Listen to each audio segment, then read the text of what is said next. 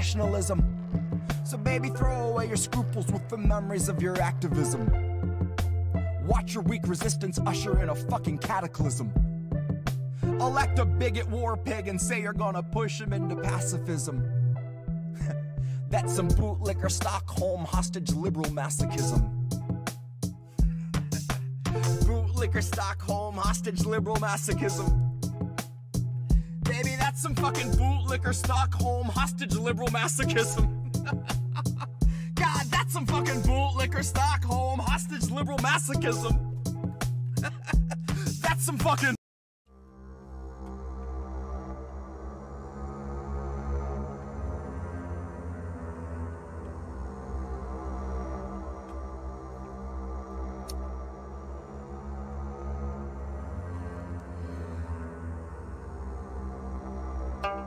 You know, sir, I like you much better with my glasses off.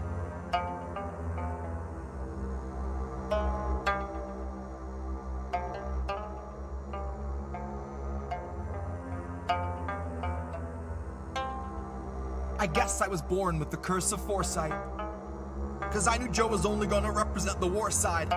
And that said, I just came to fight. You could keep the ore flight. Save the surprise and the gasp when the shadow of the fascists have cast is on your doorstep in the glow of your porch light. Save the surprise when the grid goes down and we go underground to lick wounds in the gloom of a torchlight. While up in the sky, a blimp glides by with a sign like New Year's 2022. Brought to you jointly by Pfizer and Coors Light. While the centrists observe from a comfortable courtside, right in the thick of the action behind a partition. We're in a morbid position, a plague of evictions, born a comorbid condition of the cancer of wealth. I fantasize that I cancel myself, hands on your head, throw your best laid plans in the well. There are no more answers, questions go back on the shelf. All Joe's donors, a quick show of hands. How many of you sub to the Lockheed Martin OnlyFans? How many are loyalist patrons for the Raytheon Patreon? Occupy Iraq and send $1 million off into the great beyond. Cool yourself with the safety on. True to yourself in as much as you dutifully spew out a mucus of QAnon. You can't convince me the capital wasn't surrendered with every intention of digging us deeper down into the treacherous webbing of censorship, ebbing your speech and dissension so you can't hold Biden accountable. Not in his mentions and not in the streets. Know to the end that Joe will defend the elite. Joe won't embarrass McConnell, but Joe's not embarrassed if all of your children are hungry and weak. Too hungry to speak. Too hungry to stand, they just lie at his feet. Joe is fresh out of empathy, fresh out of policy, but he'd love to know, what was your favorite ice cream flavor to eat? Back when you used to eat. I guess the road isn't rocky for people who thought we were free. They'll believe what they read, and Joe's here to lull them to sleep. Counting us down by the dozens, the culling of gullible sheep, led to the slaughter by media tyrants and government thieves. These are the leeches that stubbornly suck where there's nothing to bleed. These are the tumors that force us to crawl on our knees. This is the home of the brave. This is the land of the free. One was foreclosed in 08. One was condemned in 16. This is the home of the brave. This is the land of the free. One was foreclosed in 08. One was condemned in 16. This is the home of the brave. This is the land of the free. One was foreclosed in 08. One was condemned in 16. This is the home of the brave. This is the land of the free. One was foreclosed in 08. One was condemned in 16.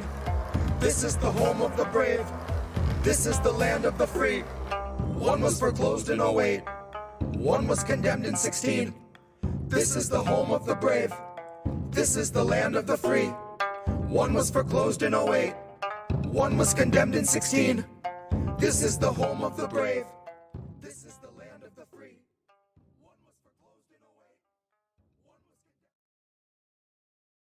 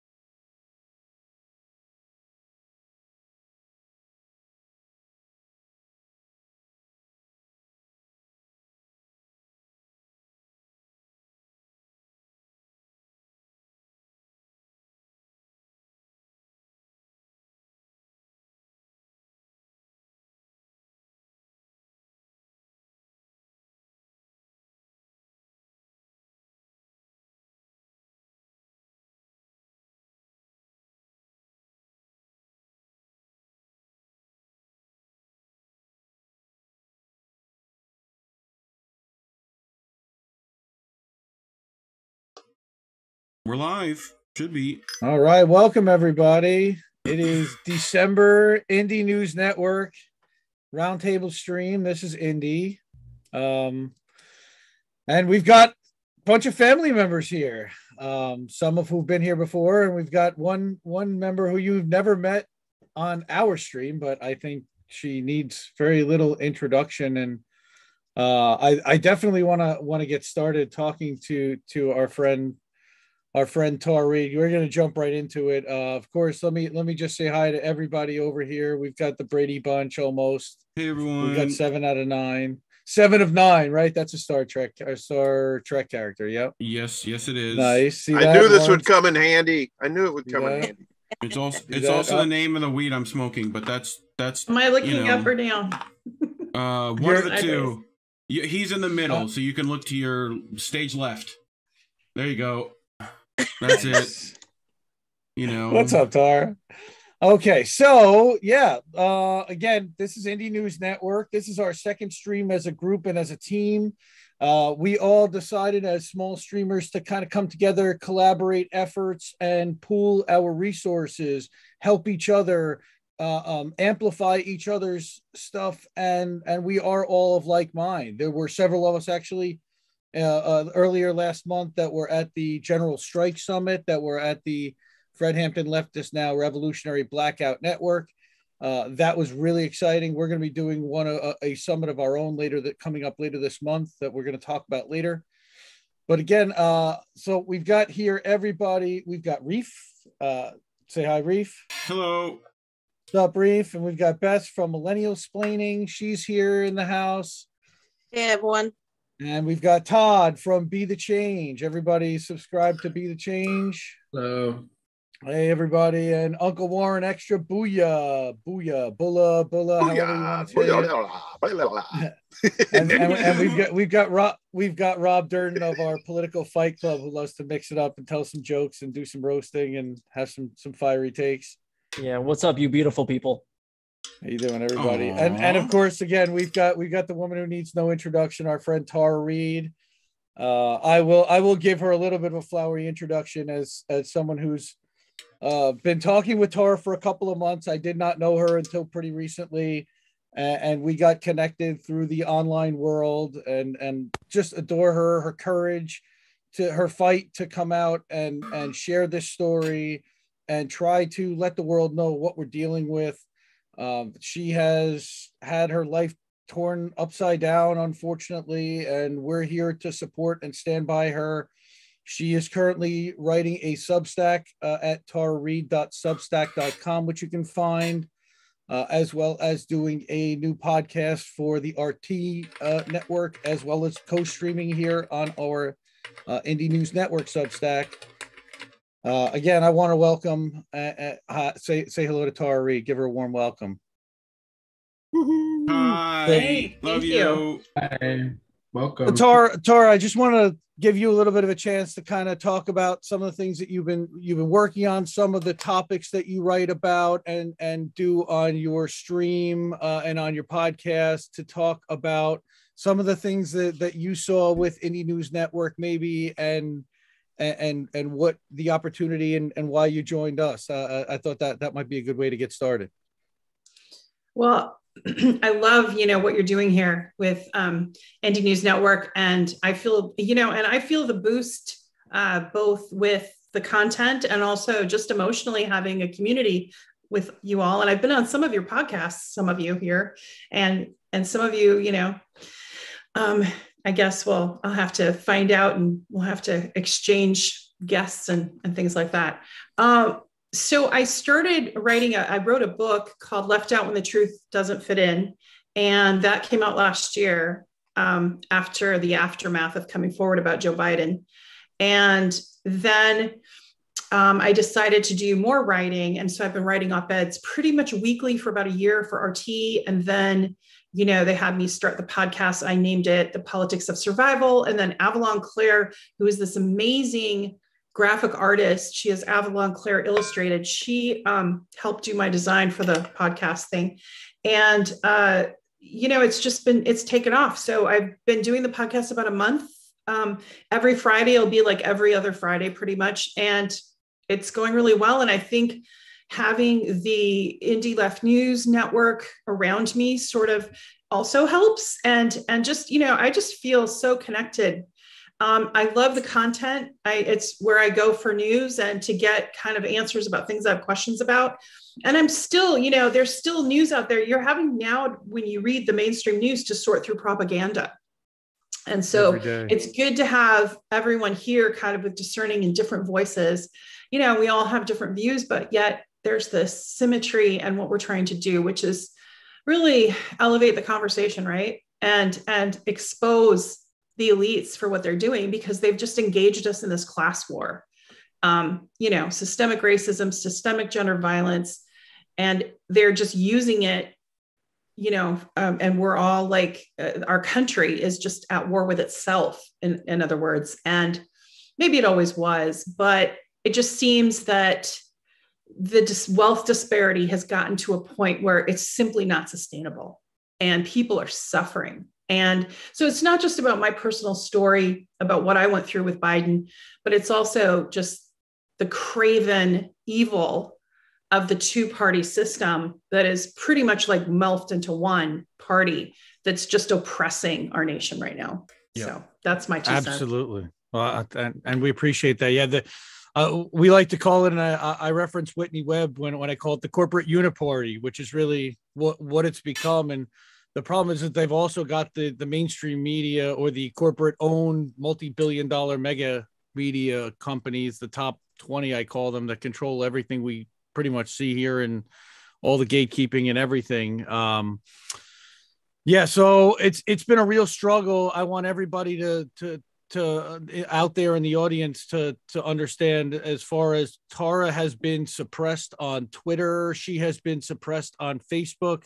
All of the powers that be seem to want to silence her and to keep her story quiet, because it does not fit with the narrative that Joe Biden is this benevolent grandfather who is the steward for the country. That is, the narrative that they're trying to put out there is absolutely insane. And again, just we stand 100% with you on a daily basis, and we're so happy to be there for you and to support you. And there is a huge community of people out there that do love you and do believe your story, and know that you would not do all of this and continue to pursue all of this if it weren't actually the case. I mean, who wants to actually go through all of this?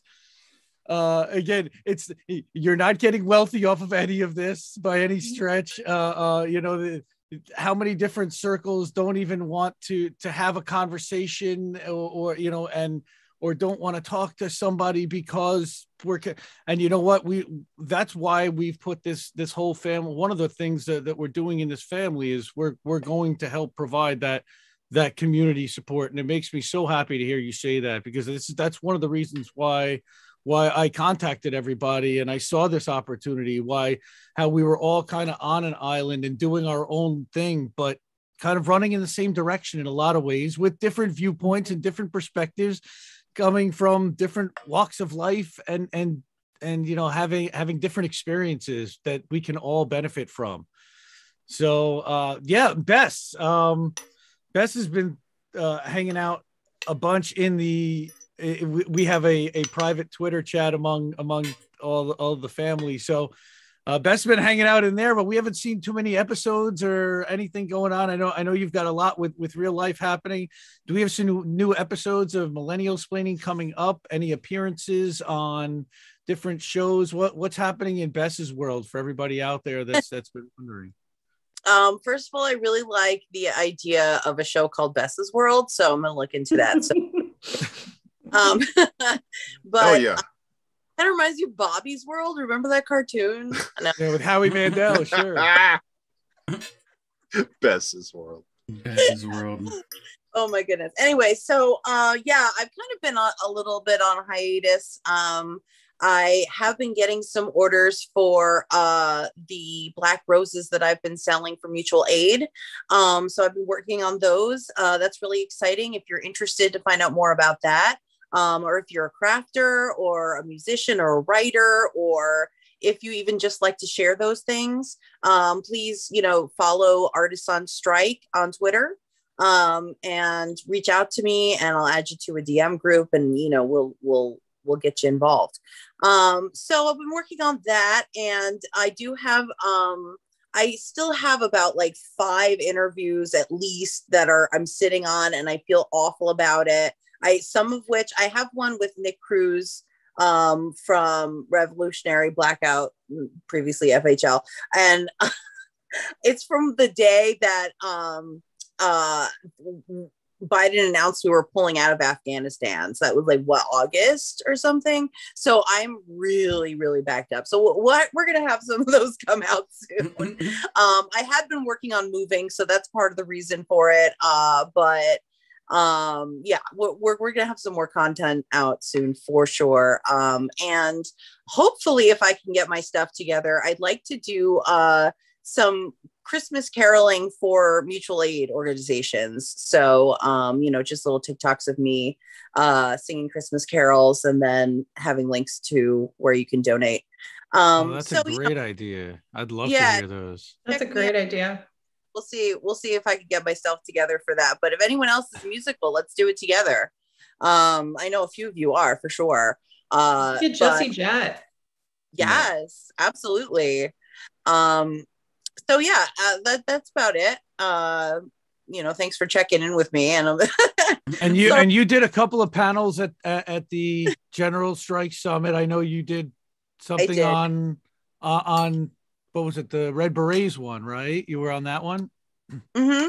I was on the Red Berets one because Laura Fielding is working with me on the Artists on Strike / Craft Strike idea, essentially. So we're working on it together. We've had a couple of discussions on my podcast about it together. So definitely go check that out if you want to hear more about the details of that. But I was on with them, and I was also on with JB Font on his disability panel.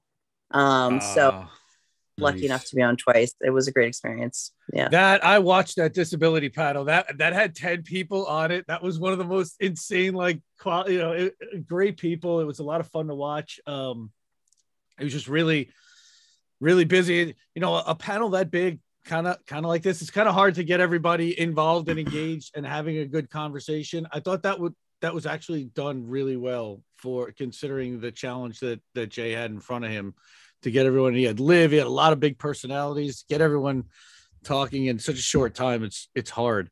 Yeah. Again, I'm just glad you're here and appreciate all your friendship and support. I know you're going to be at Luci. Luci's going to be jumping in later, Blue Moon Red Wine, and she's going to be leading a student debt strike summit that I want her to really talk about when she gets in. But I know you're going to be a part of that and working on some artwork and helping and volunteering for that. And this is the kind of collaboration that we want, that we were looking for. And again, just so excited to see it all coming to fruition. And actually, you mentioned JB Font's stream, and I know that this week and tomorrow night, our buddy Warren up there is going to be having a conversation with Jay. Jay's been all over. I think half the people on this network have already been on with Jay, if not more. And I think we got to round that out and get some more people or get him on some more shows. But Warren, talk a little bit about Extra Booyah, what you've been doing on the show. I know you've been releasing a bunch of clips. And you had some Rick Overton, some other funny people, some people you got coming up, but that'd be really cool to give some people a little sneak preview. Yeah, a couple of weeks ago, had Rick on. Awesome, always great to pick a legend's brain. He's also what I consider one of the good guys too. He's somewhat of an activist too. He's very much concerned, much like we are, about how things are going down in the country. So it was great talking to him. We mostly talked about comedy, but hopefully I can get him back on again. We can do a little bit more about his journey, about where he comes from, and his beliefs, that sort of thing. Like you said, JB from the JB show is going to be on tomorrow night. I'm looking forward to him being on so he can give us the JB lean in. Nice. I think that's copyrighted. So I may owe him a few bucks for that. Sorry, JB, if you're watching.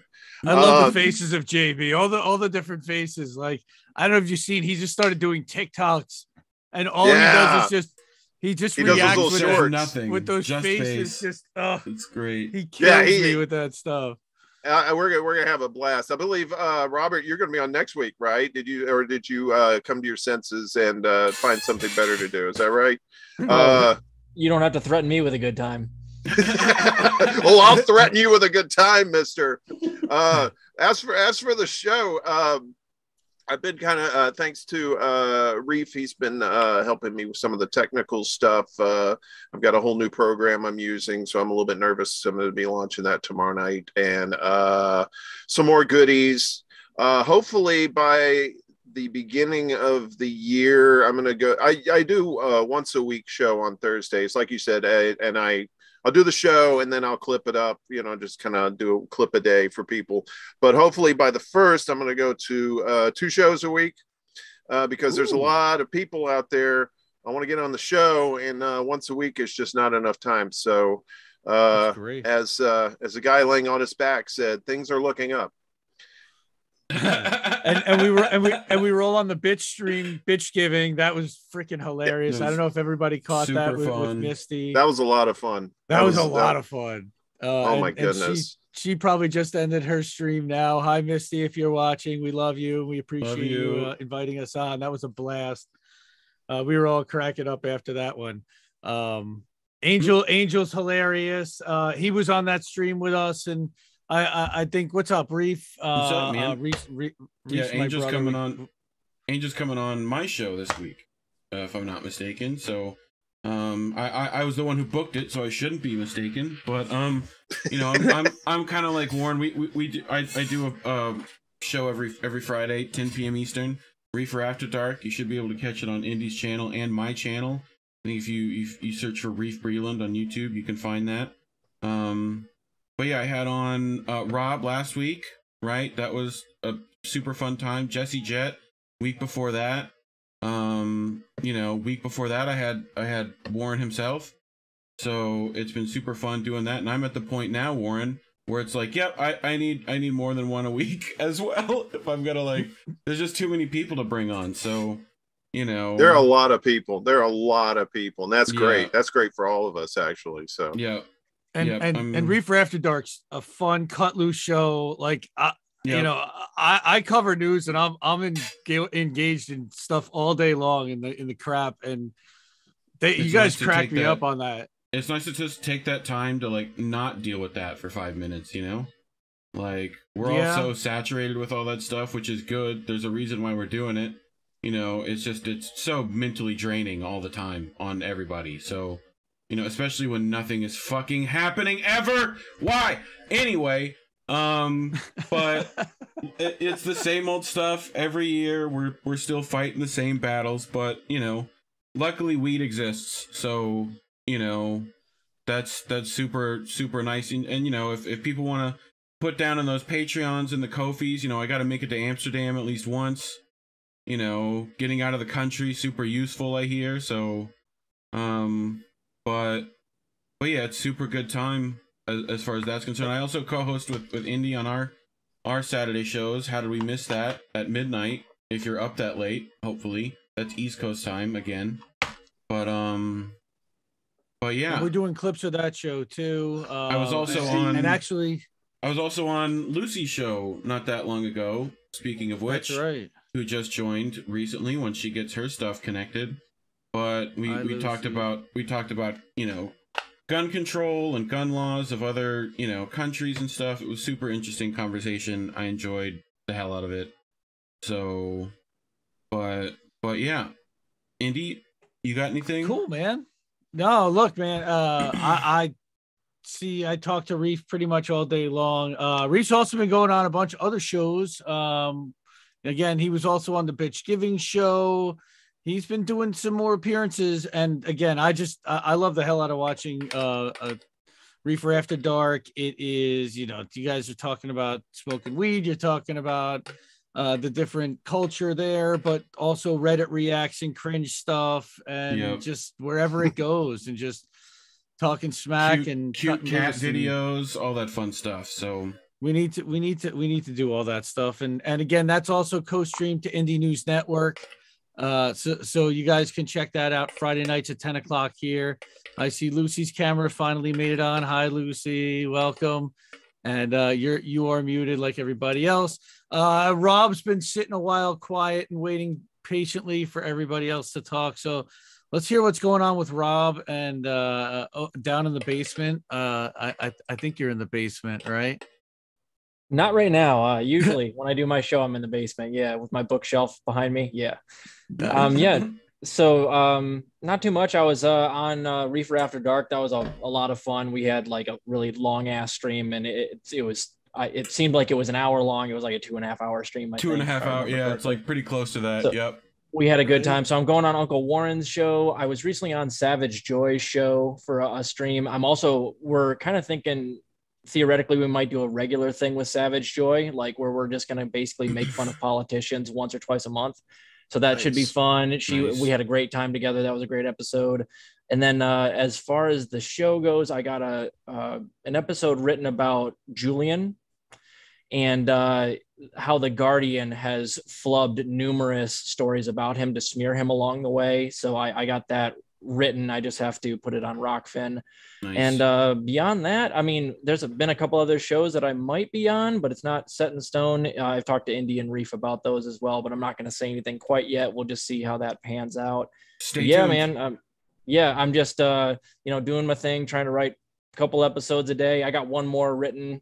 We'll see if I actually put it up right now. I haven't decided yet, but just doing my thing. Had a roast recently. Speaking of Rockfin, I believe that INN is co-streaming to your Rockfin channel for the first time tonight.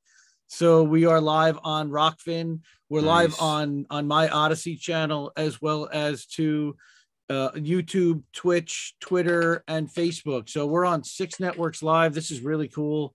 Appreciate Rob sharing his channel and his platform with all of us, of course. I've been watching your show, your clips on Rockfin. For everyone who doesn't know, Rob puts some of his clips on Rockfin first, especially the spicier diss tracks that are pretty spicy. I would definitely get in there and listen. You can set up an account for free at rockfin.com/Robert Durden is his channel. So by all means, give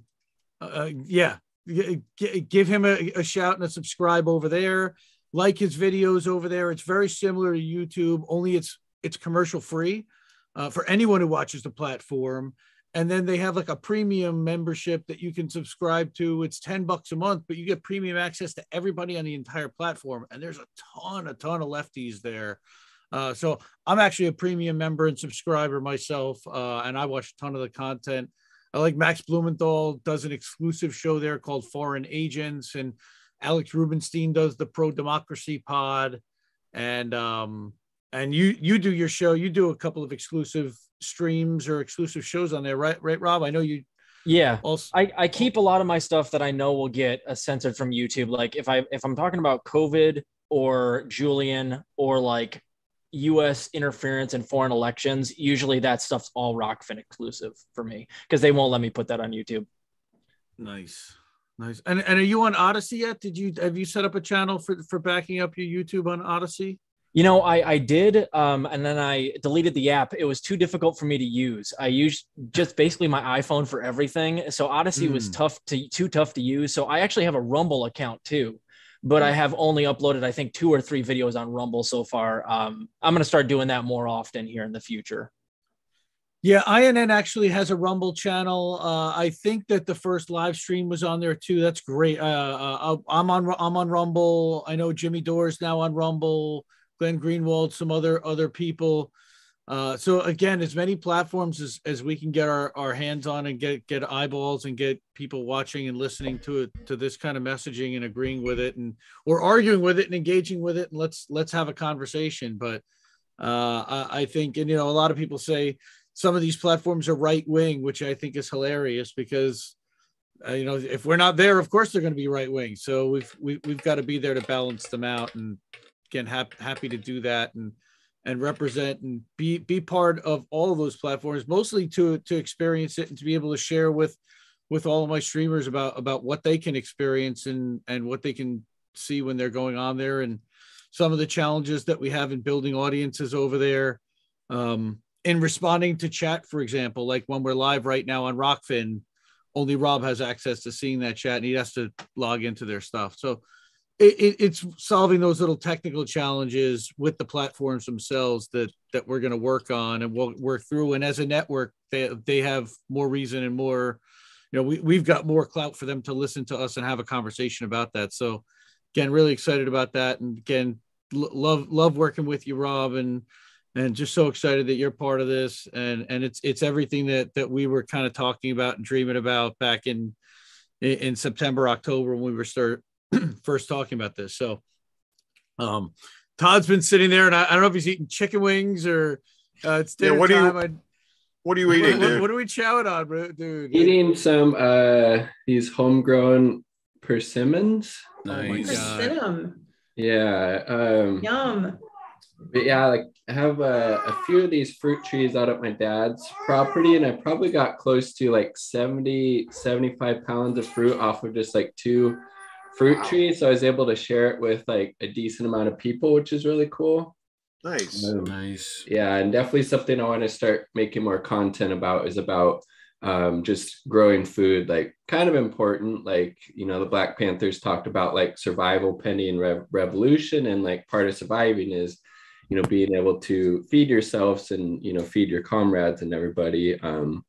But yeah, so something I started, I think this is like week 8 of I make weekly updates about what I've eaten each day that was either homegrown or foraged, just to kind of challenge myself to consume as much of this stuff as possible and hopefully inspire other people, because there's a lot of different ways to grow food. It's just kind of figuring out what works in your context, grow things that you like, start small and kind of expand from there. And I was talking with one of my buddies about this, who got me into growing food maybe 8 or 9 years ago. And it's just something really positive, that you can kind of devote your time and energy to. And then you end up with just like this amazing food at the end of it. So that was good. Dude, all the produce I've seen from your stuff is like fantastic. Like I'd use it all the time if I had it available. I try to grow my stuff too, and it's just like it's super hard to keep up with and takes a lot. And I like learning how to do it better. That's my thing. So yeah, for sure. What kind of stuff have you been trying to grow? Tomatoes, peppers, all that stuff. We've got some fruit trees and stuff. Nice. We've got a ton here on the property, but like tomatoes are always a hassle. We got to redo all of it pretty much.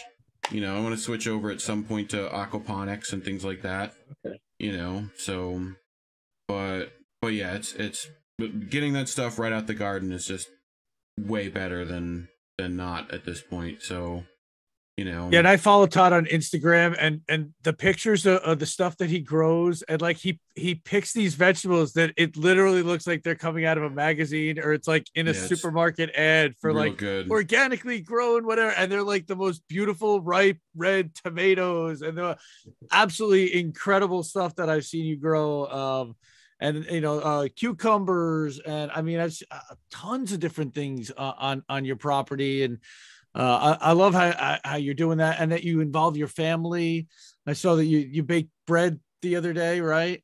Yeah, 11-year-old helped out with that. She was super proud of herself. Yeah, that was amazing. Yeah. So and for everyone to follow Todd, it's kind of funny. I don't know if we need to change your name on Insta, or everybody knows what it is at this point. But it's kind of funny. His username is @username 1492.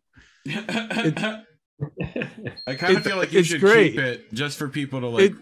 it's kind of a troll. Yeah. It's kind of funny, like, yeah, but it's like, he got assigned a username when he first went on. He was the 1492nd user, and that was it, right? Well, actually, I think I picked that one out myself for some reason, but yeah. Oh, did you? That's really funny. If so, I love that.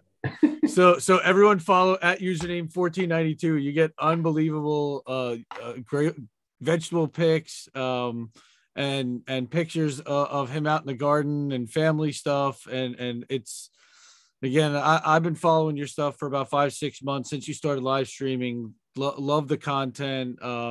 Also some pretty base takes, pretty lefty takes, pretty spicy takes.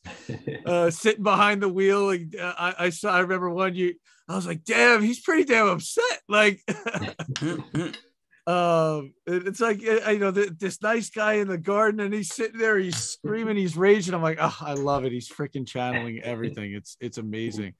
So yeah, again, and Todd's great. You're always putting videos out quickly. I notice you've got a quick reaction to stuff when you're getting out there. I love seeing that. And again, any help that we can provide, always follow Todd on Twitter at BeTheChange.YT, that that he's on YouTube at BeTheChange.YT. And it's hard to find. It's really weird. If you search BeTheChange, which is all one word, he's like the 4th or 5th channel that actually shows up under the words BeTheChange. But look for him. He's actually wearing, I think, a bicycle helmet in your profile pic, right? So look for it there if you want to find him on Twitter, on YouTube. Definitely follow that channel. He's worth a follow, and his videos are great. I love watching them. I see Luci from Blue Moon Red Wine is here, and welcome and hi. And she's just grabbing some dinner. So I don't know if you want to hold on a second. You're muted.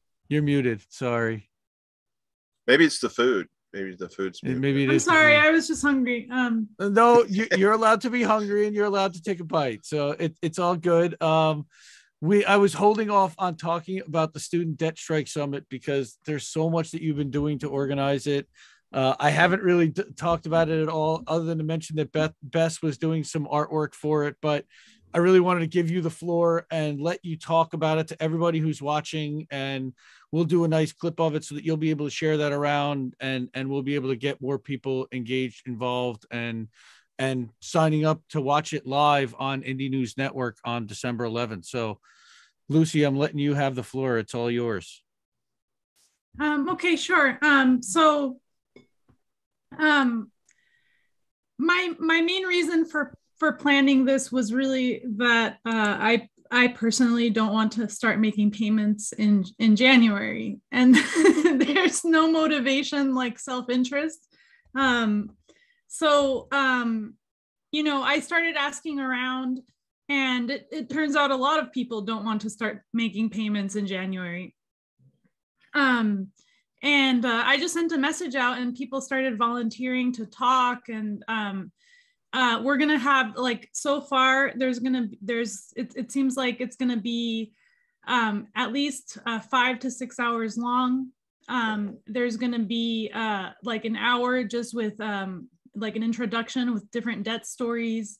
Then there's gonna be two MMT experts to talk about the economic case for student debt cancellation. And then there's going to be an organizer that's going to come on, and he's going to share a petition that over 1 million people have signed, that we'd like to get more people to sign, because 43 million people in the United States have student debt. And I don't know what the exact percentage is, but it's like almost over half that aren't paying it right now.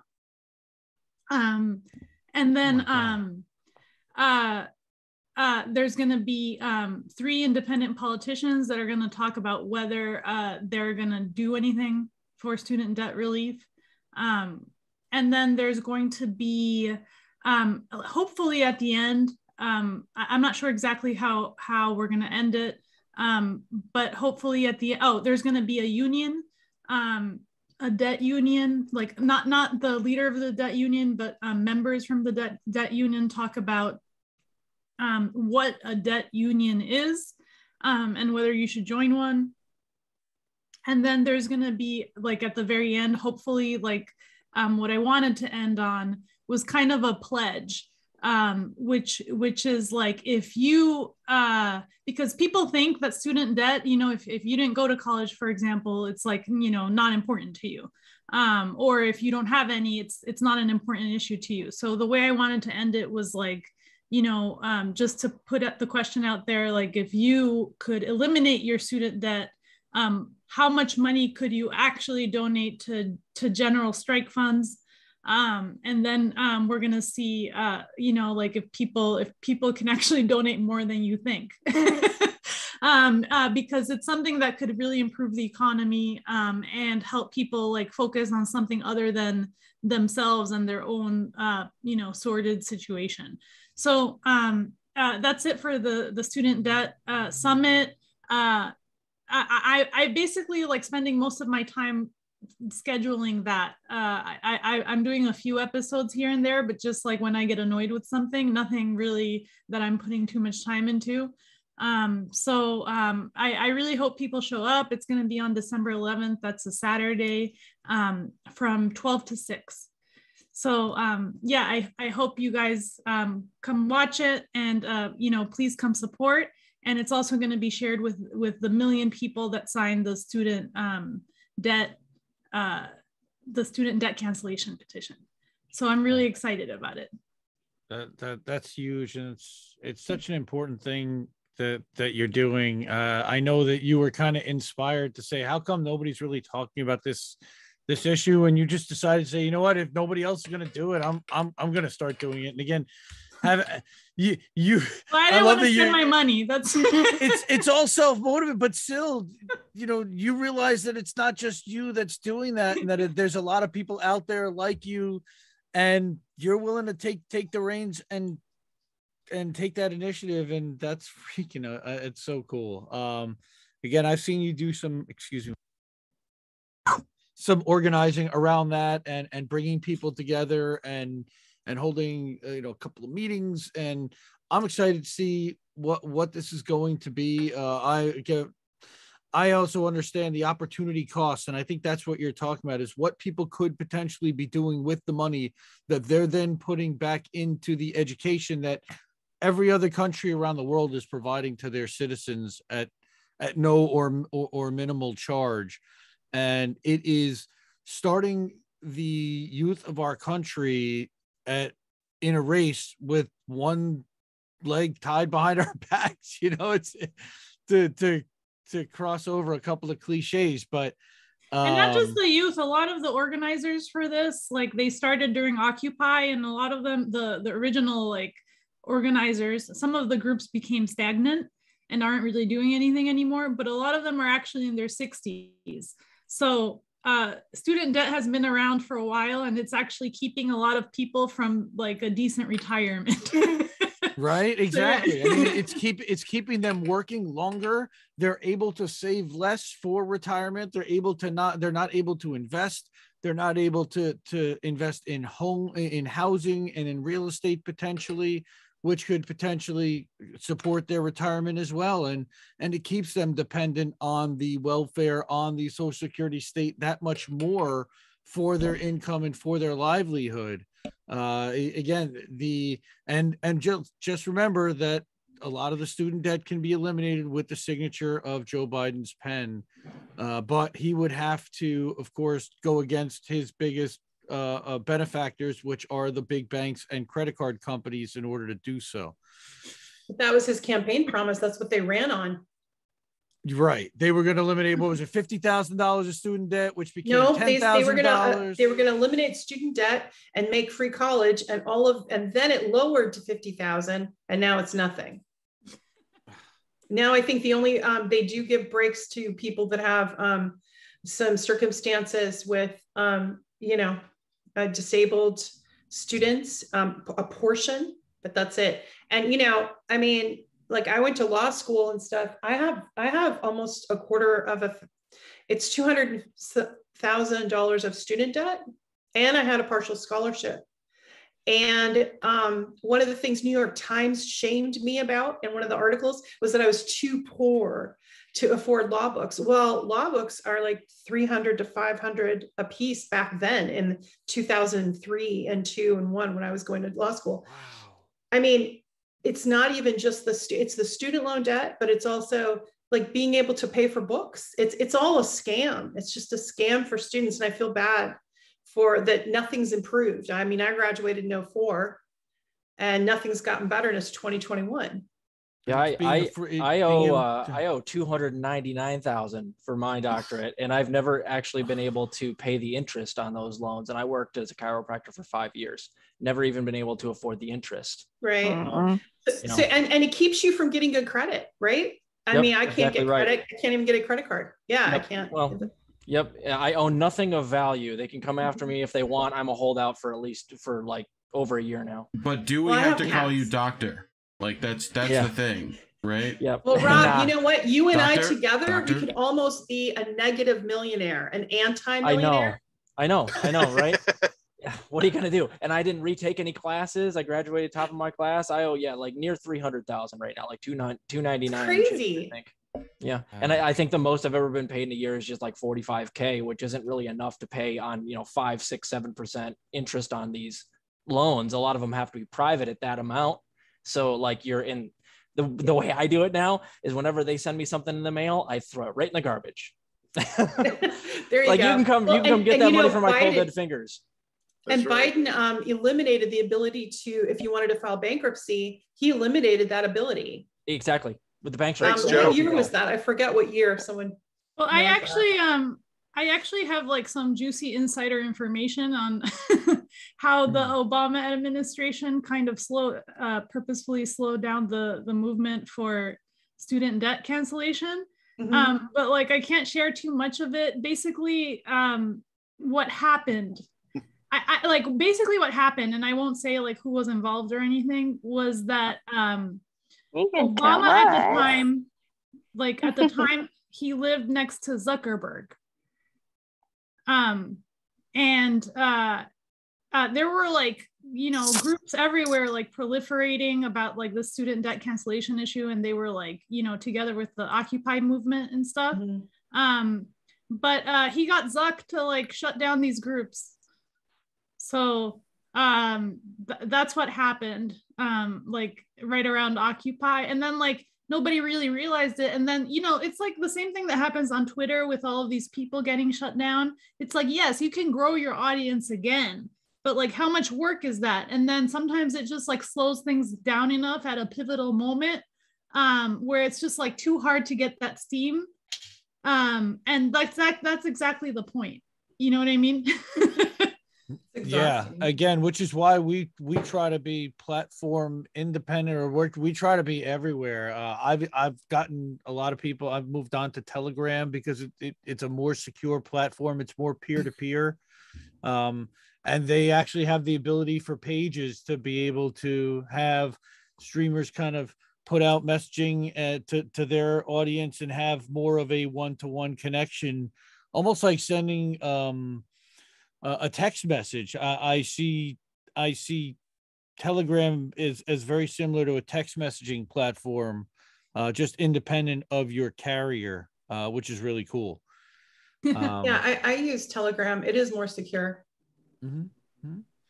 But So I see Stephanie's thing says she's away. If she's there, I would say hi, but I don't know if she's there. Oh, good. Hi, Stephanie. Okay, so Stephanie is a super volunteer, and she's an awesome person. She and I were on a stream together, earlier this summer on Tommy Nation's very first ever live stream, which was a lot of fun, and that's where we met. Yes, and I do know what I'm talking about. Honestly, I'm very good with my facts and with my news stuff and stuff like that. I've done a couple other live streams, and I'm doing one for KRDT Media Friday.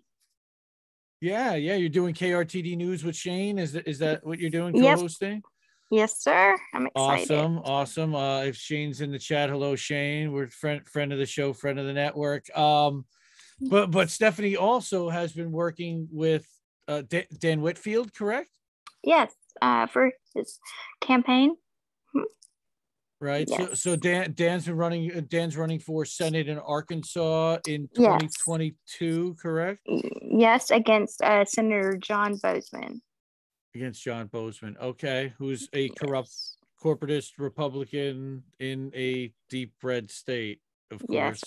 Arkansas. And, yep.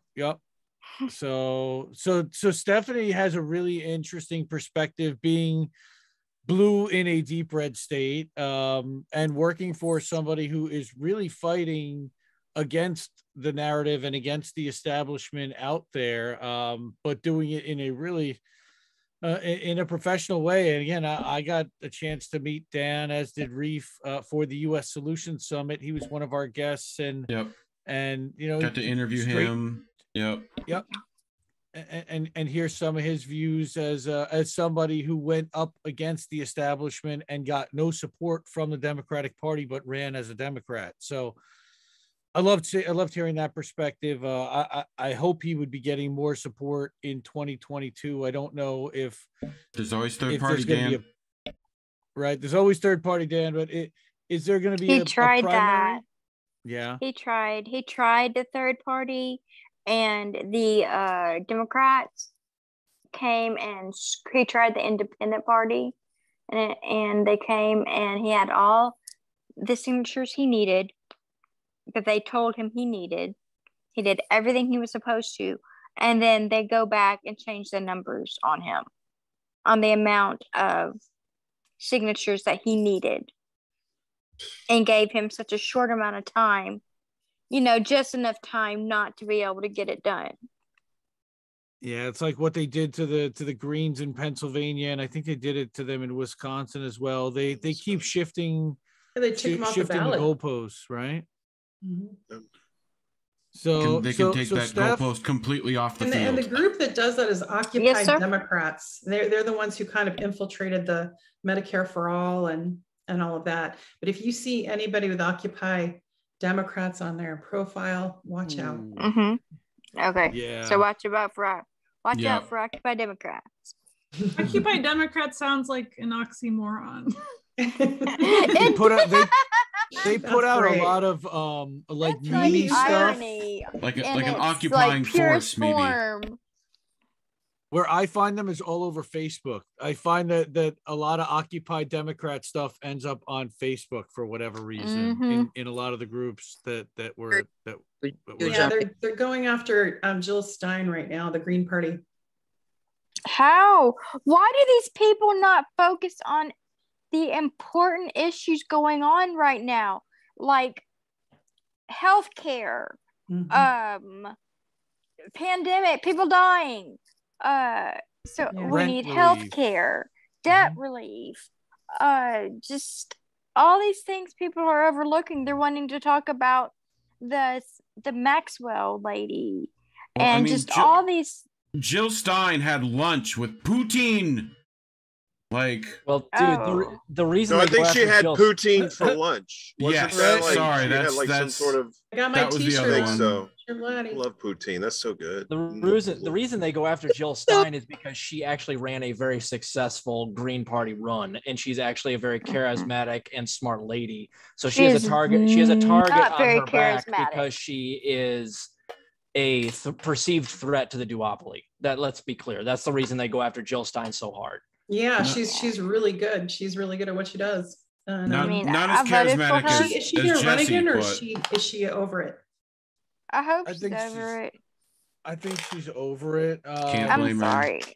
I met her in person and talked to her, and she truly is a very impersonable person. Really? I still have frostbite. Oh, did you? Fine. Yes. Wow. Yeah, all she does is love to hear herself talk. Some friends of mine who were at Standing Rock were there with her and said all she did the whole time she was there was stay in like the cabin or wherever and came out for photo ops, basically. Sorry to hear that. She did well in the percentages though. I think she pulled like 6%, something like that, which is a pretty big. So that's still, regardless she did of get her, 6. Yeah, right. Yeah, regardless of like her personal politics or however she is as a person, she did do well enough as a third party to be a perceived threat to the duopoly. And she can always come on my show, and we'll fix those personality issues with some weed, and that should be good. Yeah, right? That 6% is the key to a lot of it. Yeah, I know, right? I'll work on it. Because if we could get to that 6%, that means that people have to deal with us on both sides. They have to. I mean, of course, because they can't win without their vote, without our vote at that point. Better voting systems whenever they're available for you to support. That's also, there's a couple of them, not just ranked choice. People should look into them. Hand-marked, hand-counted paper ballots. That's the key. That would also be helpful. There, definitely. Yeah, and just holding those systems accountable, like when they do those kind of things to you, if you're running, say what's happening. People want to know what's happening, Yeah. So, but yeah. Anyway, people want the truth. I had a question for you all regarding Twitter. So, Jack Dorsey, the news this week was that he stepped down, and I read Glenn Greenwald's piece on it, and I've been kind of watching it, and I wanted to kind of throw this out there and see what you all thought, but remember I shared with you that the DOJ pulled all my social media under sealed warrants, and the only company that contacted me was Twitter, and they had to go into court, and they spent literally thousands of dollars to make a motion because it was rejected. They were subpoenaed 3 times, they rejected it, or 5 times, and they rejected all 5, and then finally went to court to get permission to just tell me this was happening. So they didn't tell me why. I still don't know what the case is. I may never know. But bottom line is, they were the only social media company that did. So I can't stand the troll farms, and I get really annoyed with the suppression. But at the same time, they did tell me, and I wouldn't have known because none of the other companies like Instagram or Facebook, of course, none of them let me know. But I know it happened, and Gmail, they told me that it did. So, Twitter did. So what do you guys think? I mean, do you think Jack Dorsey's departure is a bad sign, kind of like what we're hearing from Tahtahme and from others? Or do you think, I don't know, it's a different... Could be a bit of both, right? Like I think... Depends on, is he leaving or is he forced to leave? That's part of it, right? Oh, he resigned. I think he just chose to leave. It's his company. He just said enough was enough. Resigned. Isn't he also the CEO of Square still? I believe he was the only person to be a dual CEO of multiple Fortune 500 companies simultaneously. I don't know if he resigned from Square also. I think that he might have just been fed up, with the limelight and the amount of pressure of having to maintain that level of, segmentation in his head, where he wanted to do a little bit more focus. Plus, look at all the heat that's going on about Twitter. It's also, we know, heavily involved. The intelligence community has agents all over this platform, and they have to figure out a way to police for all of that. You've got dealing with medical misinformation and having to deal with all that. And I think he just realized that this isn't really necessarily the platform that he was looking to manage and maintain. And he got it to a level that he wanted to get it to, and let the shareholders and the new people that have come in and taken over and are running it now kind of take it from here. And that was how I saw it. I could be completely off and naive about why he's doing it. I also know that he has, deep ties with people in the State Department, deep ties with people, I'm sure, in intelligence, because of that revolving door between government and private industry, especially in the Fortune 500 C-level executives. There's a lot of influence, there's a lot of cross-pollination, and I'm sure he's going to end up on the boards of some companies and probably involved in funding some think tanks and maybe behind the scenes advising campaigns or advising certain businesses or who knows what about digital strategy. I think that there's a lot of things that he could potentially do, and was looking at what's next for him. I think wasn't he on with he went on, I think, Rogan with Tim Pool, didn't he, at one point? Did he? Dorsey or whatever. I think there's an episode of him and I'm trying to remember this other lady that they were both involved with Twitter to some degree. So I don't remember. I remember that episode being Tim Pool being pretty pushy towards them, and you know, the stuff that Go ahead. The stuff that I've seen is that the replacement for Dorsey is actually a little bit more anti-free speech, and I just found it in a 2020 interview with the MIT Technology Review. His name is Parag Agrawal. Gotcha. He said that Twitter would focus, quote, less on thinking about free speech and more about thinking about how times have changed. So I remember seeing that on Twitter, and that was problematic that he said that. And that's the meme I just looked up real quick. So that sounds alarm bells for me. Now, in Jack Dorsey, he actually did a better job at trying to hold of people's First Amendment rights on Twitter than most other of these social media platforms have. Yeah. But if you guys remember correctly, Twitter was also, it hasn't been great either, because if you remember, the New York Post article about Hunter Biden's emails was completely suppressed, and the New York Post was completely blocked going into the Biden-Trump election. So Twitter was never good, but it was the best that we had. And it seems if this is true, and this guy actually believes that, what he said, I think this is probably a step backwards. And I worry a little bit about censorship on Twitter. It reminds me of the Reddit guy who left, right? Originally, who was fairly free speech, like oriented, and then it switched over to other people, and now it's whatever advertisers say goes.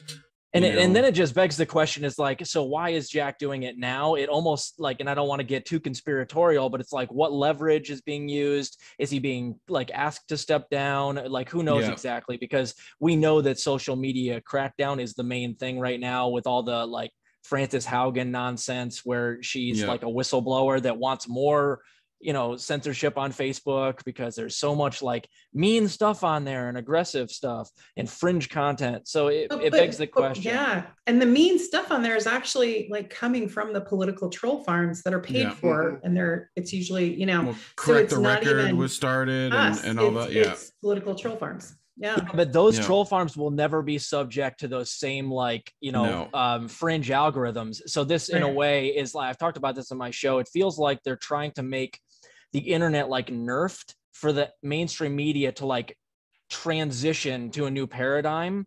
And they know that they can't right now because, like, for instance, they just removed the dislike button on YouTube, right? Why did they do that? Because the people won't allow, Stuart Varney to go onto YouTube and do well. They'll ratio him into oblivion.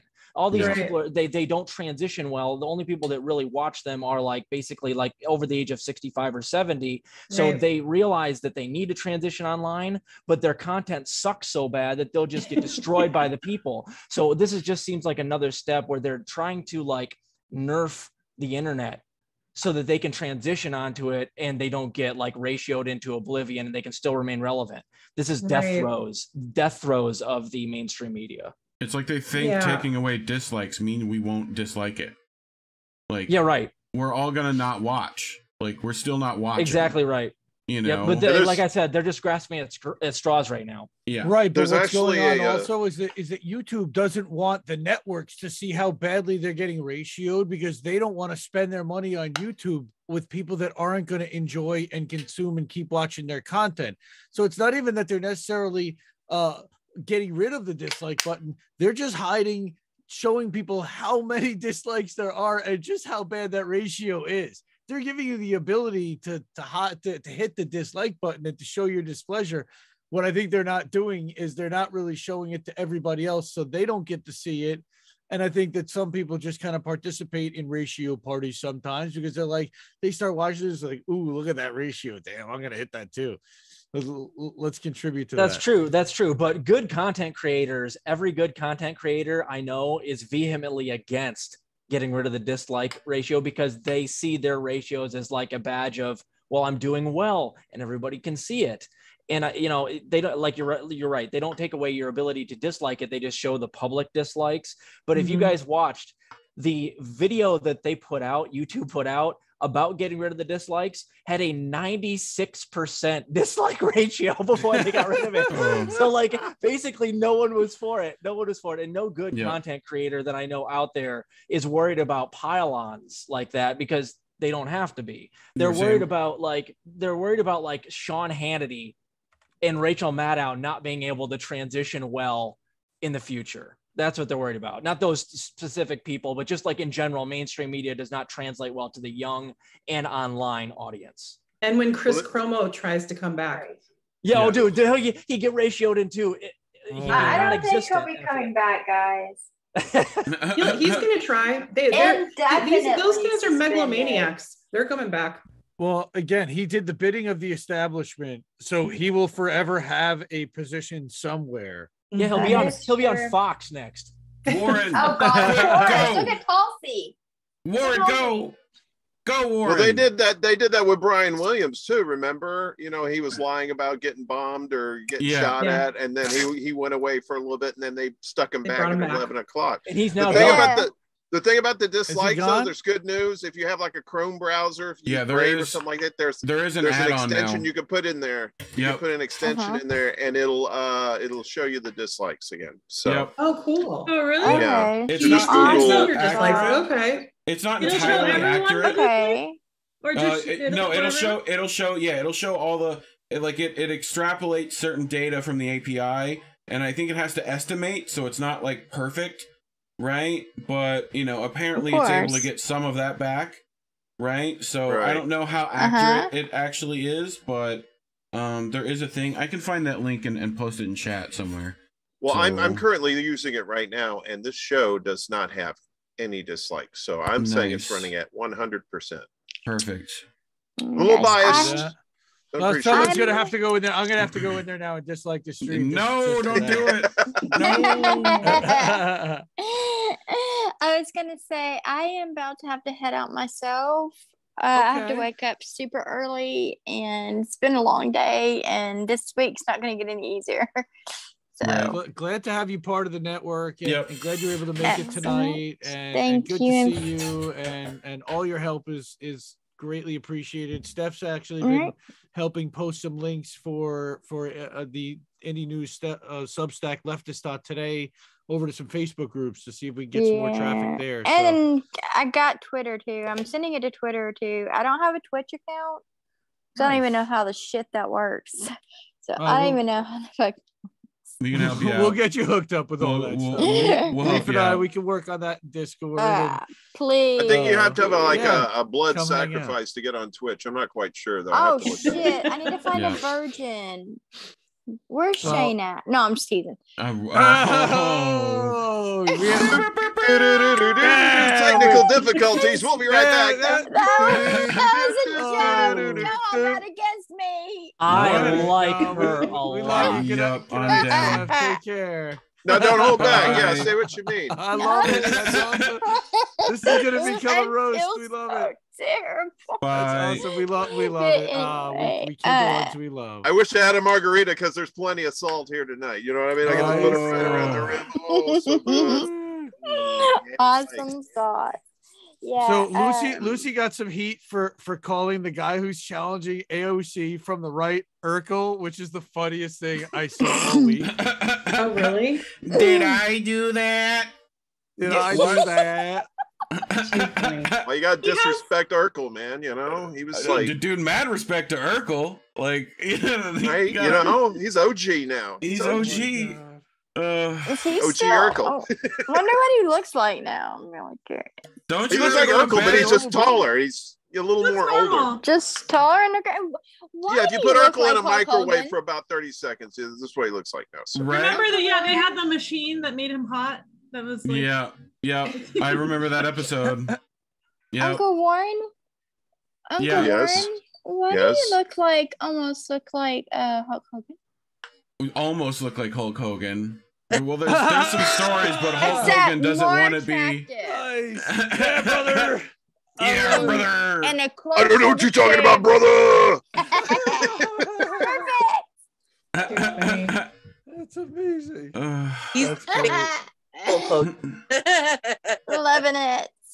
Love you. It's It's this booze that's making me red face. So what do you mean? Okay, well, before I get off of here, guys, I'm going to be co-hosting for the news with Shane Friday night at TD Media. Yep. I'm like KRDT or KRTD. It took us a minute. KRTD, and then is that going to be what 6 p.m. Eastern on Friday night? I think he said 5. Okay. 3. Okay. I'll send it to you. I'll send it to you. We'll put out some stuff. Exactly. We'll find it. Go subscribe to KRTD Media, and you'll get the alert when they go live for that. And go check out Steph live on the show. So that'll be a lot of fun. Please do, and give me any input. And give me input because this will be my 3rd live stream, and I use an avatar, so I'm not doing this right here like I am now, trying to make sure I look using an avatar. Who would ever use it? Who would ever use an avatar to go on? I don't know. And if WrestleMania comes to your town, I'll make sure to get you some tickets. Okay. I know people. Yeah, even if just wrestling came here, like WWE Raw or SmackDown, I'd be happy. I know it's fake. Yes, people. I know it's scripted, but man, it's a lot of beautiful men and women. I can wrestle some random local if you want, if you get somebody that's I got kind of like a slip disc thing, so we can't really do like the ladders and the table smashing and stuff like that. We could maybe do CGI or something. We could do that. We could do it that way. All right. So now all right, well, bye, Steph. Bye, Steph. Tara, I know you had you have a new podcast episode coming out. Was it Friday?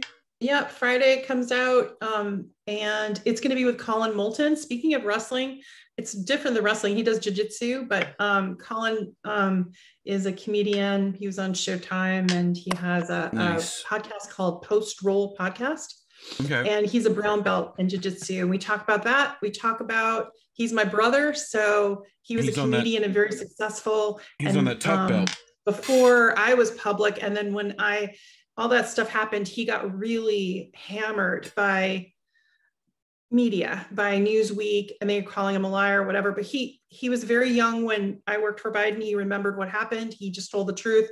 And Washington Post, New York Times, Newsweek, they just went after him. And it was awful, as they did me.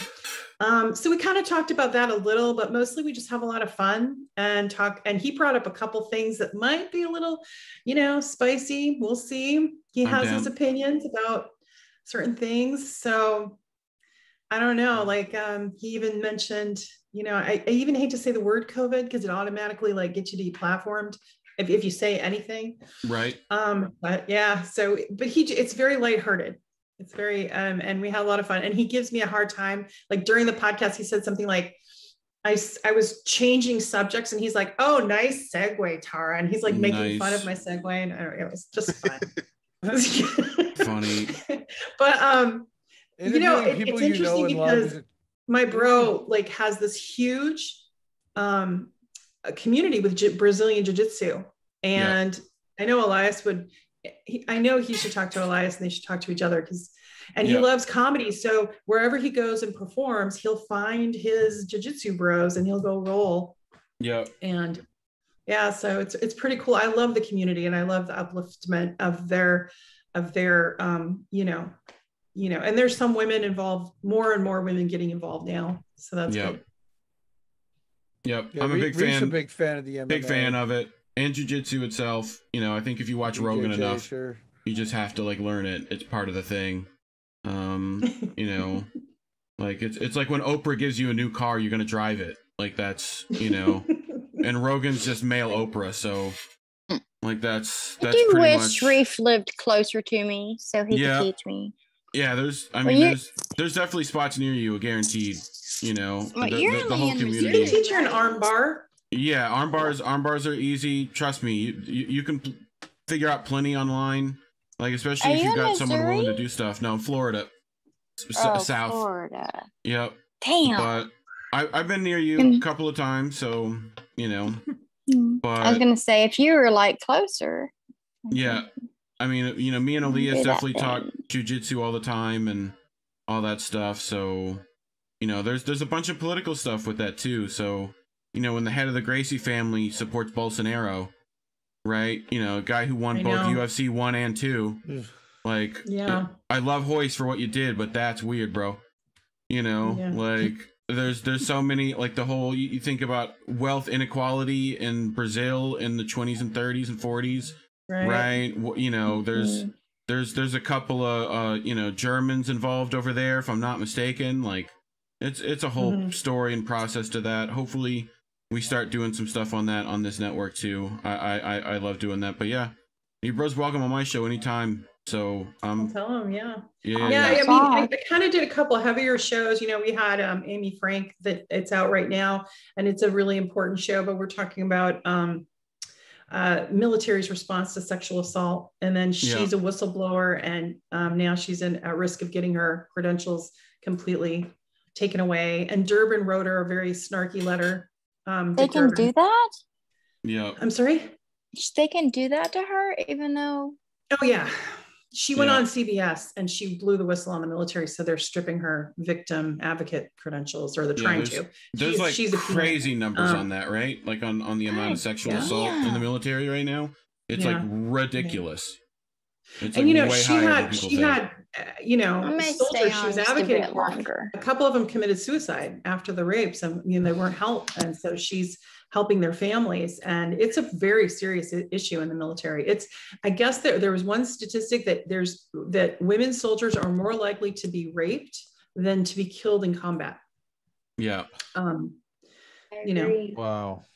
It's crazy. I've been in that It's almost like we could have a whole hell of a lot smaller military as well, just to keep that number down a lot further, you know?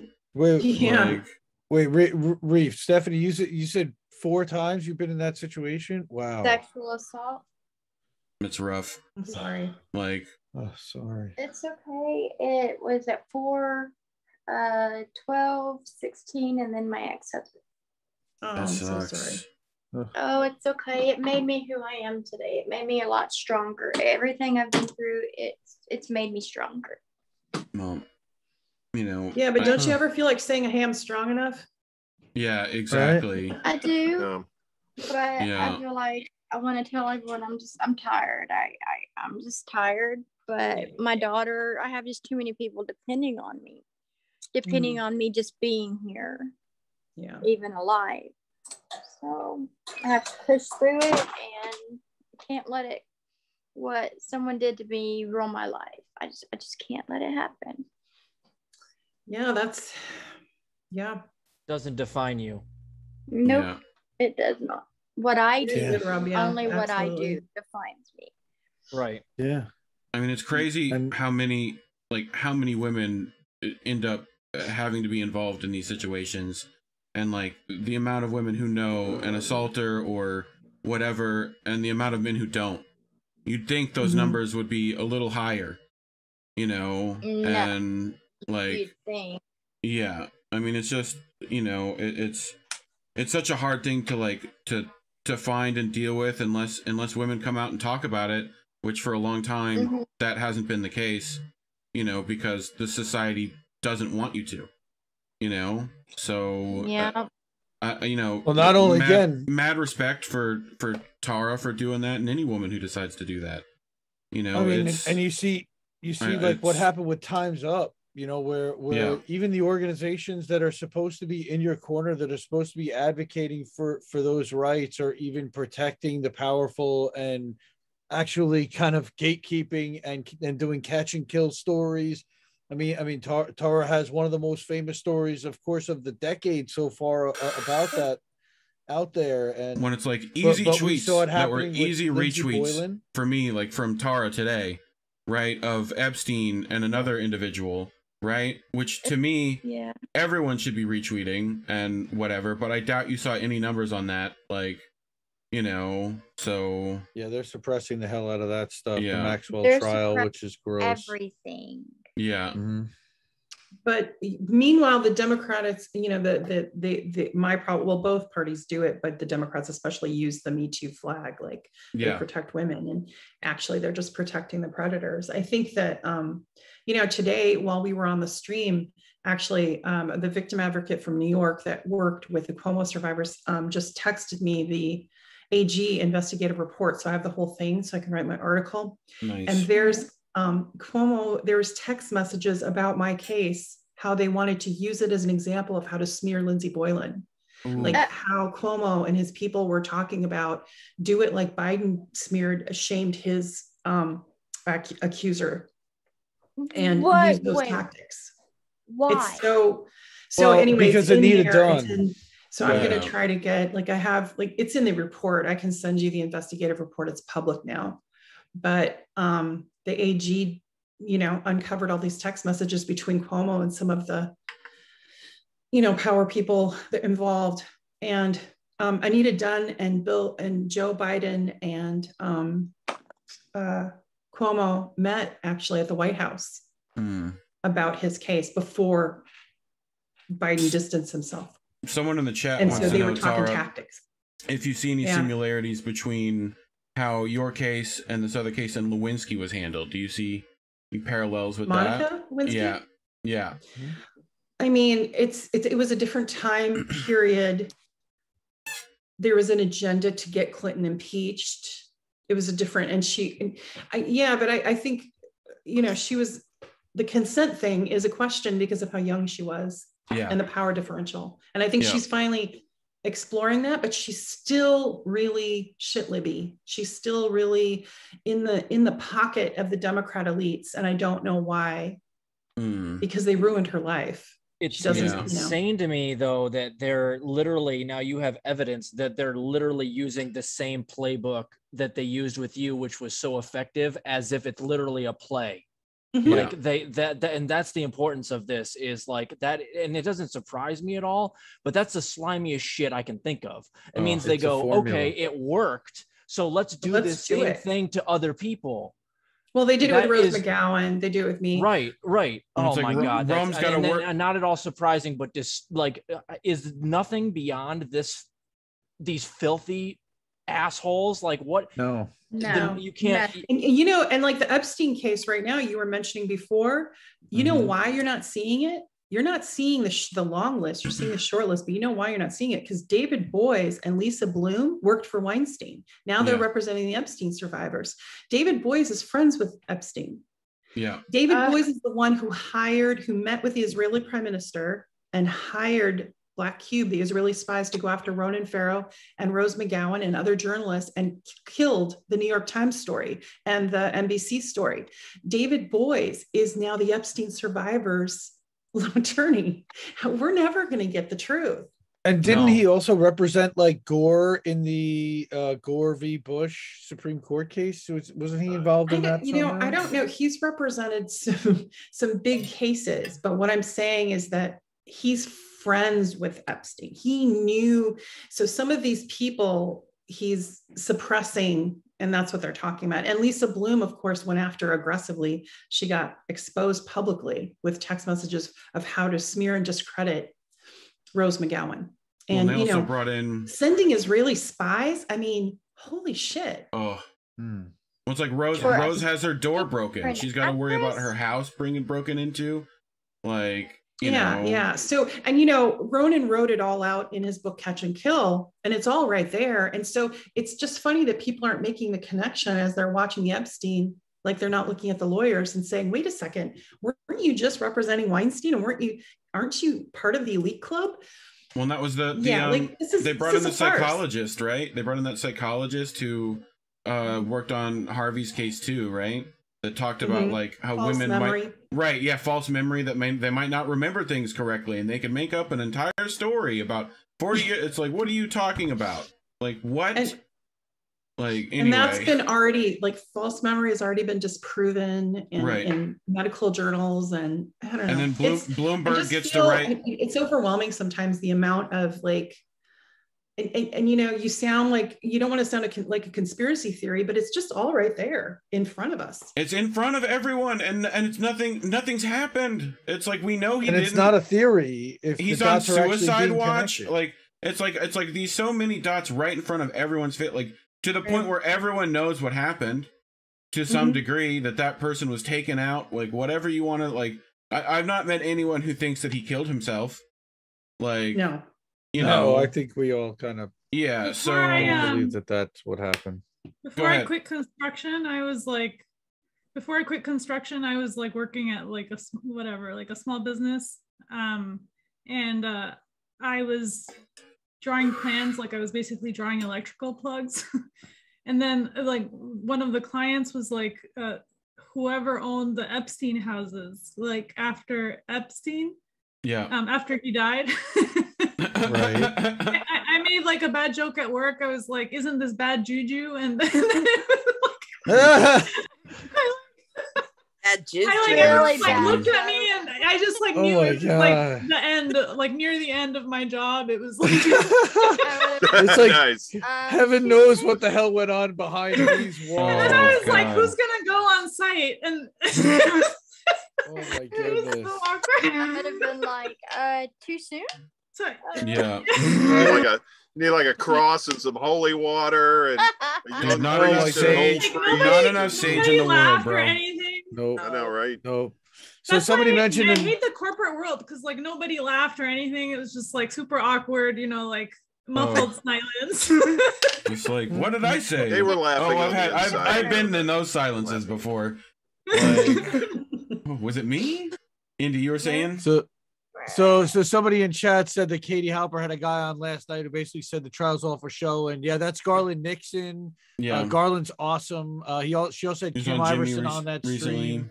Yeah, I'm actually a mod for Katie's show. Been a fan of Katie's for quite a while. She does Useful Idiots with Matt Taibbi, of course, and she had Garland Nixon. They were talking about the Epstein trial and the Maxwell trial actually last night. Yeah. And a lot of this may be for show. Whitney Webb is also of the belief that they are using this to kind of sweep this under the rug, get her off on some kind of a minimal charge. You can see Bloomberg and their articles being written in some of the corporate media that's trying to kind of whitewash what she's done or not call her a child predator or not call her a victim. Yeah. Right. Bloomberg. Fuck, she is in insane goddamn it's prison. Gross. Yeah, I thought the word for it was like madame. Yeah, right, a madam, right? And they right. wouldn't let Virginia Giuffre, Roberts Giuffre, I believe, testify, but they or was it she got testified, but Maria Farmer, one of them did not get to testify. I know one of them is being represented by David Boies, which is really weird because why would these people have Epstein's confidants representing them when anybody could represent the victims? That definitely, Steve Wolfbrand dropped the Israeli M word, so I don't even want to use that word. That will definitely get you flagged on YouTube. Yeah. Everybody say hi to the NSA. Hi, NSA. Oh, we say hi to our FBI. I bring them wherever I go. Oh, yes. Hi. How many lists am I on at this point? Yeah. Look, my NSA handler Larry at least finds me funny, and that's all I can keep hoping for. As long as I can keep making him laugh, we should be okay. Like, you know, that's my whole plan. Just keep pressing that ignore button. My plan is just to bore them to death. Yeah, that'll work too. It's like, oh, she's talking about horses again. God, like, you know, exactly. Palominos this time. Like, inauguration. Exactly. And our group, like, literally had a big, huge plan. Planned it. Occupy inauguration. And I swear, I know I'm on plenty of lists. Oh yeah, we're all on that. I don't think there's anyone here that's not. So, you know, but as long as I'm still on Santa's list, right? I have been a naughty girl this Santa. I love how everyone's like, yes, Santa, he can definitely check all those lists and keep surveillance on every child while they're sleeping. Like, that's okay, apparently. You know, and then you have the elf on the shelf. I've got little kids, Rob too. Oh, I'm sorry, Santa Rob, do you do elf on the shelf? Where No, I don't. Is that like Flat Stanley? I'm in New York. I do rat on the shelf, and there you go. Well, what's really funny is in our community, we don't do elf on the shelf, but we do the mensch on the bench, and I am not kidding. The mensch on the bench. We have a mensch on the bench, okay, and he sits on our mantle, and his name is Herman. And I still say the Santa Claus story is the creepiest thing you can think of. It is a fat, paunchy man who's flushed in the face, obviously, possibly from drinking. Because when you get drunk, your face is flushed. He watches you when you're sleeping. He knows when you're awake. He knows when you've been bad or good. So basically, he is a peeping Tom who watches you all year round while you're awake and asleep to make sure you're behaving. And then you invite him into your home. Epstein wishes he had reindeer, is what it sounds like. Yeah, a stranger into your home to give your children toys. Did you guys ever hear about why the whole story about the original reindeer stuff, right? Like, it has to do with these mushroom ceremonies over there that, like, in the Scandinavian regions where we actually have reindeer, right, where Saint Nicholas comes from, right? It was the humans would eat these mushrooms and they'd enjoy them. And then the deer would actually come and, like, lick the urine of the humans, right? After they've ingested these mushrooms, like, and they would normally eat those mushrooms themselves, and they'd start tripping. And so it just becomes this, like, mythical legend over time of reindeers flying and stuff like that. Everybody was flying after that. Yeah, that's part of this. It sounds like Bonnaroo. I went to the second one in Tennessee. There's people drinking.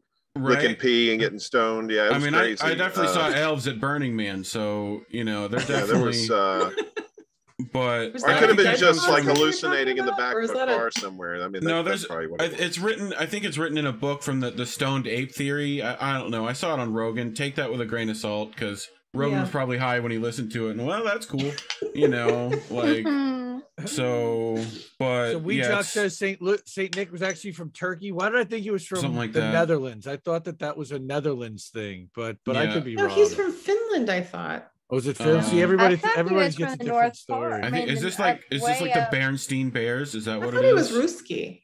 He's Ruski. He's the Russian bear. How are we not talking about, like, if he is Russian, you'd think all the liberals would be like, oh no, Santa's coming. Like, he's wearing all red. Santa is Russian because he's always in a hurry around cooperative the world. Gifts. He's just like giving back, and shares the wealth. Like, dude, Santa's a commie as shit. He's like total communist. He wears a red suit. Yeah, he wears a red suit. He wears red. That's right. And he flies around. I don't know. Does he pay for gas? I don't know. I don't know. Rachel Maddow will do a special on it though. Do you think the elves right? She'll do a special on his taxes. He's got a GoFundMe. Yeah. His reindeer require mushrooms. Probably. A lot of hay. Glitter. Like, I'm just wondering. I'm wondering if the elves like have seized the means of production. That's what I'm wondering. Are they all part of the working proletariat, the elves, and they just have him as the figurehead? I don't know. I'm ready to see that like Christmas movie. Seems like a lot of top down, doesn't it? Yeah, Hallmark needs to do that one. That's the one I want to see. So we'll get Jerry on it. Jerry put a Christmas movie on Jerry Vassiat's Chicago Corner. He's got a Christmas movie on Hallmark, so we'll get him to do Commie Santa. I'm down. I think Santa is like he's the dictatorial face that they can have their commune without the United States invading the North Pole and bringing democracy. That's authoritarian. You will obey me, and I will be the benevolent dictator who will give out the gifts one day per year. One day per year. You're going to bring democracy to the North Pole and be good. By the way, Nicole says she's getting a restraining order against Santa. Yeah, that makes sense. But she doesn't want him sneaking into her house at night. Yeah, you got to seal that chimney off. We sealed ours off. We're done. We got the gas fireplace. So I do want to see one of your people with like with Christmas, you know, you got the people that shove a bunch of lights out there. I want like, you know, the Jewish people to do the same, just to like have giant menorahs in their front yard and like, you know, snow yarmulkes. You know, yeah.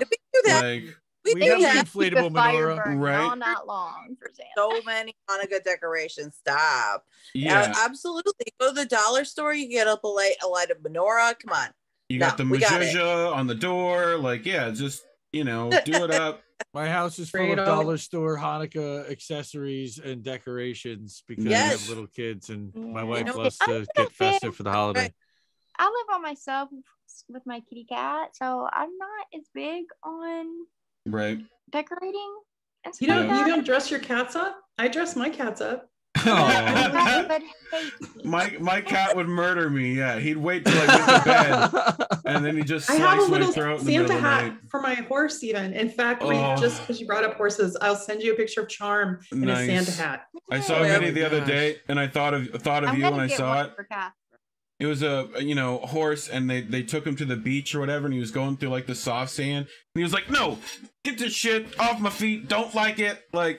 And then he makes it to like the hard sand, like at the front. It's just like, oh, I like this, and then takes off, like, and they somehow keep up with. It's just like, what do you? And it was just crazy. Horses are ridiculous animals. Like Charm, yeah, my horse is. Katie Halper was doing that show on COVID or something, so I sent her a picture of my horse with ivermectin. Nice. And she posted it. Should be covered. Well, it's like that new stuff, Merck, right? Like that's supposedly ivermectin plus a few things, right? So that they can sell it for more. You know, I just want to see someone do like veterinary trials on that and see if it stops like horse worms. You know, I'm betting it'll do pretty well if I'm not mistaken. You mean Merck is selling a horse dewormer? No. Yeah, that might be that. You know, good with my booster and my shit.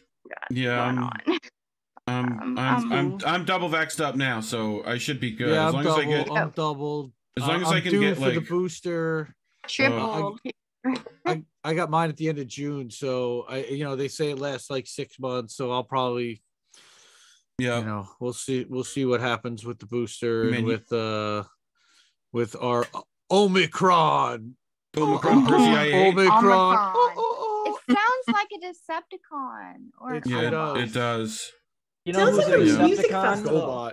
Anthony Fauci is a Decepticon. You didn't know what it was. Or a lizard person. Want to attend Omicron? Oh, that sounds like I want to go to that. Omicron. Yeah, Omicron sounds like what is Biden called Omicron? Omicron. Yeah, he called it Omicron. He's not too good at reading. 2020.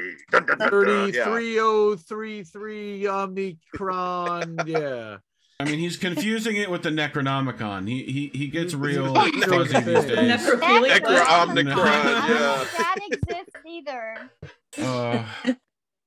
The Necronomicon. I think I said like 3 different words that could get this shut down, at least on 3 different platforms. Oh no, that's why we're on Rumble and Odyssey we're on Rocky and Odyssey. They're not shutting us down. Martin Floriani is good. I'll give it to Lee Camp. He'll put it in a VHS and send it to people. Like we'll get it out. Like yeah.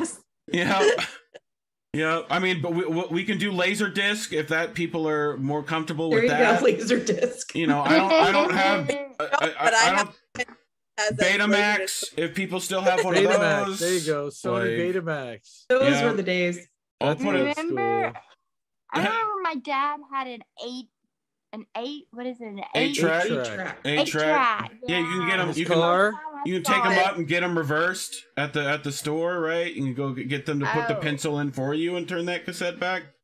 I don't know. I was only 4. Yeah. My sister had an 8-track in her 78 Chevette. Nice. Yes, Hulk Hogan is a little old. Yeah. So, no. Older than you even. Younger. That's right. That's right. I think I'm with Uncle Warren. Yeah, right. Yeah. We're in the same. We're contemporaries. Nice. Right. Yeah, there are some Gen Xers. Y'all are the millennials of the group, right? We're the Gen Xers. Come on. Come on. We call it Gen Sexy. I am old enough to remember how terrible you guys were in high school. That's what I'm old enough to be. 44. You know? So it's like borderline Gen X millennial, like, or Gen Y even. I think that's like you're like my brother's age. I'm the baby face of 93. 65 to 80. 65 to 80. So if you're in there, you're a Gen X, and you're and you're cool. That you're cool. You're very miserable. You're very... I was old enough to have George W. Bush show up to my school and read me a story. It wasn't my school, but I would have been old enough. Like, you know, like Jeb was near my neck of the woods, so you know, yeah. Florida loves to give terrible politicians, so that's what we're known for. Gators, meth, and terrible politics. That's what we got here. Florida. So, yeah. And crappy NFL quarterbacks too. They're great in college, but once they get to the pros, dude, I don't even want to talk about that guy.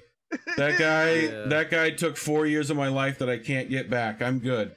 You know, look, I'm a Saints fan. We had a couple of Florida quarterbacks, and they suck. Oh my God, I could have done better. You need Florida State. I'm Wisconsin, and I'm a Packer fan, and I love Aaron Rodgers. I don't care what anybody says. Yeah, Aaron Rodgers is a really good QB. The Packs. I'm a cheesehead.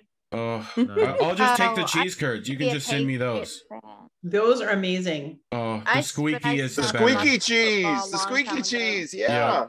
Well, you know, and you know what they do, and I got to do the accent. Oh, well, you know, you got to come over here and have them deep fried. Oh, it's so good, you know. Fried, don't you know? It's deep fried, don't you know? It's like over there. That's pretty good, Todd. It's kind of like all my friends are from Minnesota. It's kind of the same, but it's not quite. You know, you got to go.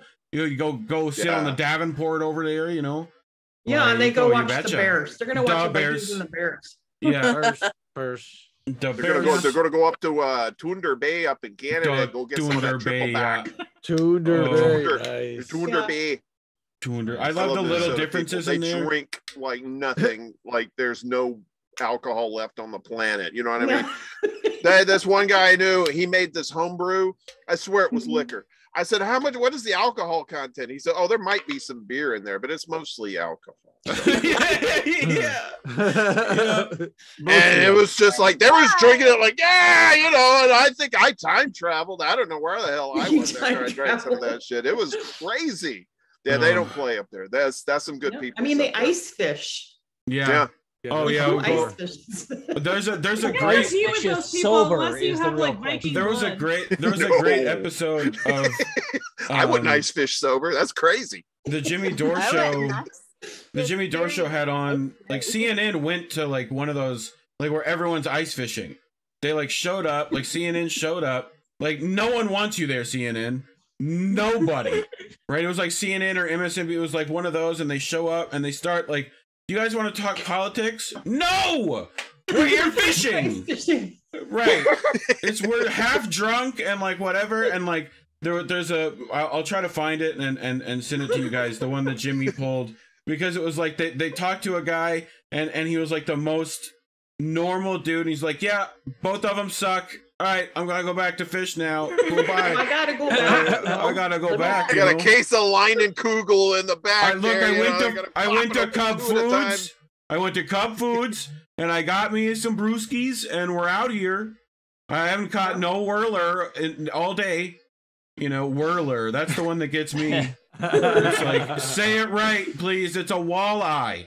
Walleye, enunciate. Whirler. Yeah, no, it's a whirler. Anyway, y'all, I gotta get going. I'm sorry. Yes, sir. All right, yeah, we're family. As much as I would love this, as long as we're gonna do this more. You and your family. As much as I would love to sit around and get canceled and talk about reindeers tripping and Santa doing shrooms and ice fishing and stuff, you know, I got shit to do. You better get your priorities straight, mister. I'm just saying, Warren's got to clip it up. Hey, next week. Next week we're going to talk about Reade. You're getting high, mister. So wait till we play Cards Against Humanity all as a group. We can do that. Oh my God, we can do that. But I love you guys. I got to get going. Right. I have to actually cut out too because I have to write an article. So yeah, okay. Okay, well then I'll just tell everyone, subscribe, go to indienews.network and you'll find all the links to the channels for Indie News Network. Subscribe to tarareade.substack.com. Subscribe to Millennialsplaining on audioanchor.com. Subscribe to Blue Moon Red Wine on Twitch and on YouTube both. And Extra Booyah on Odyssey and on YouTube. And of course, Extra Booyah on Twitter. He's hilarious. Steph, how do we find you on Twitter? Twitter. Steph, I think it's underscore, right? Steph42. Steph42, okay. And then at Reef Breland. Yep. REEF Yes, sir. And Stephanie, do you have a channel yet for YouTube, or where else can people find you? No, not yet. I'm just getting out on my own, and that's where the devil lives. I'm starting to work with KRTD. Yeah, go shout out to KRTD. So yeah, check out Steph on KRTD News on Friday night. Definitely check that out. And we've got Extra Booyah on Indie News Network tomorrow night at 7. We're also on Eastern. Rumble too. We're on Rumble as well too. So the uploads are going to Rumble afterwards, not live, right? Because you got to pay money to be live on Rumble. And then Friday night we got Reefer After Dark, and he'll be smoking weed with Angel Rivera on Friday night at 10. And next Saturday night midnight. Next Friday, Misty from Pitch is coming on. That'll be super fun. Misty, yay! Yeah, yay, we love Misty. She's good peoples.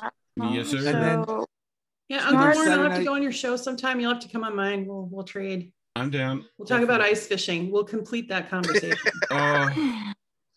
The amount of times it's super fun watching. They just build a house there.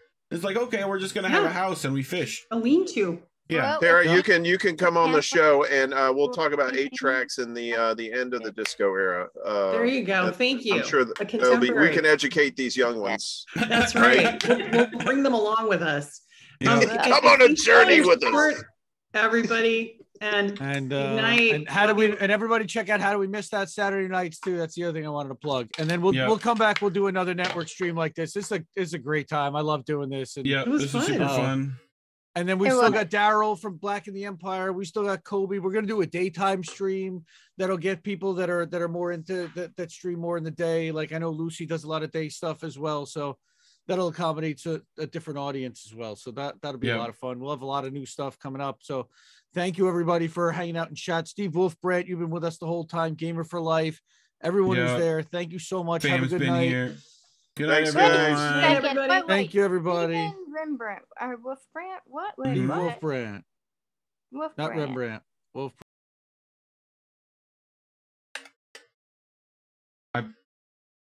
I pulled everyone.